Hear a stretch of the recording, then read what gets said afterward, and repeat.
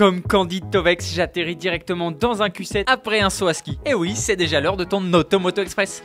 Grande première pour le Volkswagen ID.5. Si jamais tu as une impression de déjà-vu, c'est normal. Volkswagen le tease depuis de très longs mois, mais c'est la première fois qu'il n'est pas camouflé. Et puis c'est la version coupée de l'ID.4. Ils se ressemblent donc beaucoup. La seule grosse différence, c'est cette ligne de toit fuyante façon coupée. L'ID.5 ne dispose que d'une batterie d'une puissance de 77 kWh. Pour ce qui est des moteurs, 3 niveaux de puissance sont proposés. ID.5 Pro de 174 chevaux, ID.5 Pro Performance et ses 204 chevaux, et ID.5 GTX avec 299 chevaux. Les deux premiers sont des propulsions et le dernier dispose d'une transmission intégrale. L'autonomie varie entre 490 et 520 km. Les tarifs n'ont pas été communiqués. C'est le sujet de la question du jour. Que penses-tu de ce Volkswagen ID.5? J'attends ta réponse dans les commentaires.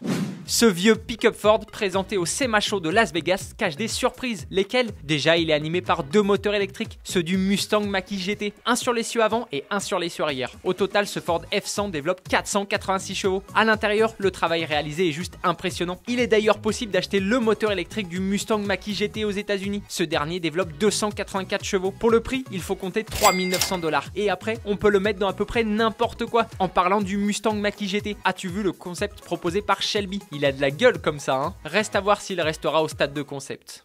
Coup de jeune pour la grande berline A8. Après 4 ans de carrière, Audi a décidé d'offrir un lifting à son vaisseau amiral. Le but est de rester dans la course dans un segment dominé par la Mercedes Classe S. Niveau design, on note quelques changements. La face avant a été retravaillée. Nouvelle calandre et optique. À l'arrière, les changements sont plus légers. L'habitacle de son côté ne change quasiment pas. Il est toujours aussi luxueux. Plusieurs motorisations sont disponibles. Un bloc diesel de 286 chevaux, un V6 3 litres hybride rechargeable de 462 chevaux et le V8 4 litres de la S8 avec 571 chevaux. Niveau tarif, il faudra débourser au minimum 99 000 €.